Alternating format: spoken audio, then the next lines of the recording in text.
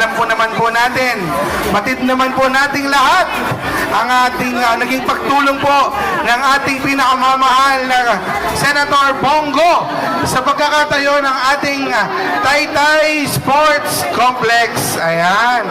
Kaya po, nako, pag damutan po ninyo, maya-maya, pagsampa po ni Senator, mababa na dito. Asan si Sir? Senator, medyo po tayo eh. Ako na tawag.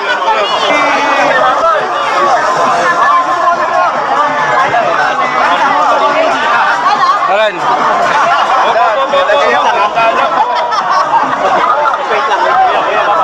Wait lang po din.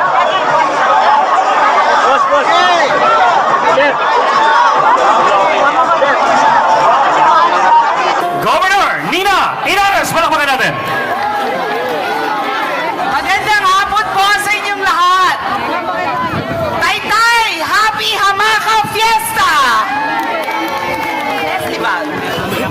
Alam nyo, napakapalad natin ngayong hapon na ito dito sa ating lalawigan at sa ating bayan ng Taytay. Alam niyo po ba kung saan kami galing ni Senator Bongo? Galing kami nag-inspeksyon ng sports complex natin. At galing din tayo sa Super Health Center. Napakalaking karangalan at napakalaking blessing na sa ating lalawigan. Ang Malasakit Center ay 4 na ang naibibigay ni Senator Bongo at 12 Super Health Centers. At isa na nga yung kaninang binuksan dito sa Taytay. Pero higit dito, alam nyo ba sa ating lalawigan, wala tayo halos sports facility. At ngayong araw na to, nag-inspect tayo ng sports facility natin na bubuksan natin, pero hindi mangyayari ito kung hindi dahil kay Senator Bongo. Pinagtutulong-tulungan naman po ito ng munisipyo, ni Kong Jack, David, ngunit hindi mabubuo ang sports center natin kung hindi dahil kay Senator Bongo.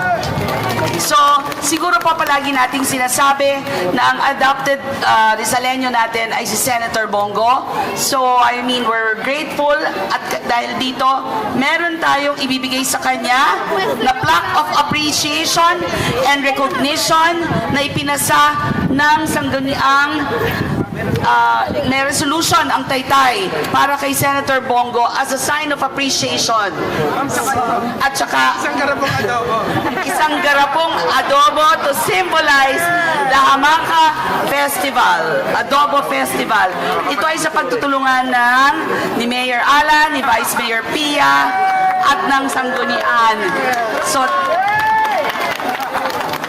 Taytay, ang malaking malasakit at palaging nagseserbisyo sa ating lalawigan, walang iba kung hindi ang adopted son ng Rizal, Senator Bongo! Magandang hapon po sa inyo lahat. Happy Hamaka Festival sa inyo lahat, no. Alam nyo, bumaba talaga ako doon kanina dahil nakita ko yung adobo. Gutom na talaga ako. Pasensyahan nyo na po, dinaanan namin ni Governor, ni Mayor, ni Vice Governor, ni Vice Mayor yung inyong sports complex. At ako naman po'y natutuwa na unti-unti, no? Andyan na yung track and field, magagamit nyo na po ito. At isa po yan sa aking advokasya bilang chairman po ng Committee on Sports and Health, no? Dalawang aking advokasya, sports and health. Through that sports complex, mailalayo natin ang mga kabataan sa illegal na droga. Get into sports, stay away from drugs. Magtulungan lang po tayo. Ako naman bilang inyong Kuya Bongo, huwag ko kayong magpasalamat sa akin. Parati kong naririnig noon, salamat Pangulong Duterte sa mga tulong, sa mga programa, sa mga bill programs. Huwag ko kayong magpasalamat sa amin.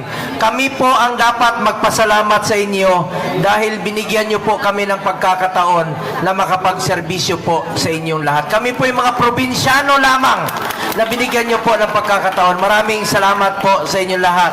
hindi ko po sasayangin ang oras na binigay niyo po sa akin. Magtatrabaho po ako para sa Pilipino sa abot ng aking makakaya. Gusto ko rin pong batiin si Ma'am May Tulfo, anak ni Mar Tulfo, anak po ng aking kasamahan sa Senado na si Senator Raffy Tulfo. Palakpakan po natin. And of course, ang aming kay Governor Ito, Governor Nini, and of course, Governor Nina sa pamilya Inares, Mayor June Inares. Maraming salamat po sa inyong suporta sa akin noon pa man. Palakpakan natin, Governor Inares, and of course, Vice Governor San Juan na napakabait po. Tahimik na nagtatrabaho. Ang ating masipag na aking kaibigan, 2014 pa ito. Sila ni Vice Mayor Pia, kapitan pa siya noon. Now, Mayor Alan De Leon. Palakpakan po natin. And of course, ang ating dating konsihal, kaibigan ko rin po, Vice Mayor Pia Cabral. Nagtulungan po. Makikita nyo, pag nagtutulungan po ang gobyerno, wala pong imposible. Nagtulungan noon, panahon pa ni Mayor Joric, Vice Mayor Mitch, ngayon, panahon ni Mayor Alan, panahon ni Vice Mayor Pia Cabral, at Governor and Vice Governor. Ang ganda po ng Taytay Sports Complex. Ngayong araw na ito, binisita rin namin ang malapit ng matapos na Super Health Center. Ano po ang Super Health Center? Pwede po dyan yung mga panganganak, dental laboratory, dyan na po yung konsulta ng PhilHealth, dyan na po yung primary care ng Universal Health Care. Pwede na po dyan manganak, x-ray. Hindi nyo na kailangan pumunta ng hospital. Yung mga buntis, pwede manganak dyan. Yung hindi pa buntis, may panahon pa kayong magpabuntis. At meron pong 12 Super Health Center na itatayo mismo dito po sa probinsya ng Rizal. At mahigit 600 sa buong Pilipinas ang Super Health Center. At lastly, babanggitin ko po sa inyo, proud po akong ibalita sa inyo na meron na ho tayong 159 na malasakit center sa buong Pilipinas na laging handang tumulong po sa inyo. Meron kayong 4 na malasakit center sa probinsya ng Rizal. Rodriguez, Antipolo, sa Binangonan at sa Cainta.